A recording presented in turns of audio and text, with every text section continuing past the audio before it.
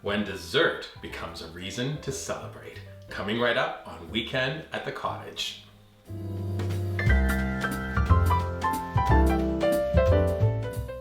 Welcome to Weekend at the Cottage. I'm Nick Manojlovic. I'm going to share a really unique recipe for a quince gingerbread upside-down cake, perfect for your holiday entertaining. Before I show you how to make this very beautiful cake, let me remind you, please visit weekendatthecottage.com. When you visit our website, please subscribe to it. Look for us on our dedicated YouTube channel, subscribe to it as well, drop us comments and give us a thumbs up if you like this video. And then when you make our quince gingerbread upside down cake, why not take a pic? Post it using hashtag weekendatthecottage on your favorite socials, including Pinterest, Instagram, Facebook, and Twitter. We know this cake is fabulous. We made it last night. We dug into it and we just think it's outstanding. I want to show you what it takes to make it. It is really, really fabulous. And I think you'd probably be able to serve 12 people with this one recipe for a holiday dessert. So if you have a party planned, this is the dessert we're hoping you're gonna make. We're gonna start by assembling the dry ingredients for this cake recipe. We're taking 3 cups of unbleached all-purpose flour. Now we add the spices, a tablespoon of ground ginger, a teaspoon of ground cinnamon, a teaspoon allspice, a teaspoon of ground coriander, a 1/4 teaspoon of salt, and then a 1/4 teaspoon of cloves. Look at how beautiful our dry ingredients are. Stir them together, we're gonna set them to the side. Principal ingredient in this recipe is quince. And this is a fruit. I have such a wonderful memory of my grandfather used to eat this fruit. He would cut it and we'd sit at the dining room table, he'd say, "Hey kids, who wants to try?" We'd be like, "Yeah, sure, I do." And you take a bite of quince and it can't even describe it. It's chalky and it's just like, you kind of want to spit it out. I know that doesn't sound like a glowing endorsement of why I want you to try it, but when you take quince and you cook it, oh my gosh, it becomes goosebumpy fantastic. And that's why we've used it for this recipe. We've taken our quince, we've washed it, cut it in half, and then take a sharp knife. We're gonna remove the core, and then we're gonna thinly slice the quince.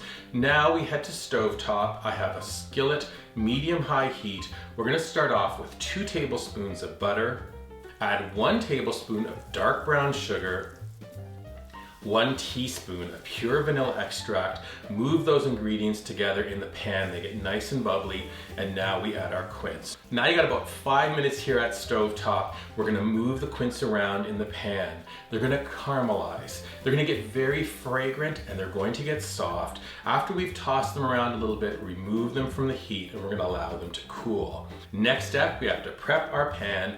I'm using a 10-inch round. I'm taking 2 tablespoons of butter and I'm gonna work it into the bottom and the side of the pan. Now we're taking 2 tablespoons of granulated sugar, sprinkle that on top of your buttered pan, move it around till it's evenly distributed, and then fresh ground black pepper in a dessert, you bet. Wait until you try it. We're adding a nice layer of the ground pepper. We're moving our pan to the side.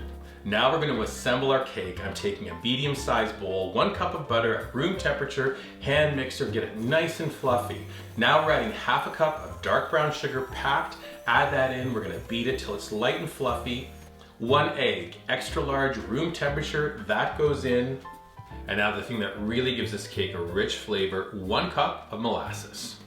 Now we're taking a 2-cup measure, add 2 teaspoons of baking soda, 1 cup of boiling water, and you kind of get the sense. This is a classic gingerbread recipe. Back to the bowl, I'm gonna add about 1/3 of our dry mix, spatula to stir it together, add 1/3 of our water mix, stir it together, back to dry water, dry to water, and you can see you have a very beautiful gingerbread batter recipe. It's very fragrant. Head to stove, we're gonna turn on our oven to 350 degrees. Now we go back to our pan. We're gonna take our cooled pieces of quince. We're gonna lay our quince in an attractive fashion. Remember, we'll be inverting this, so the first thing you're gonna see is the top of this cake.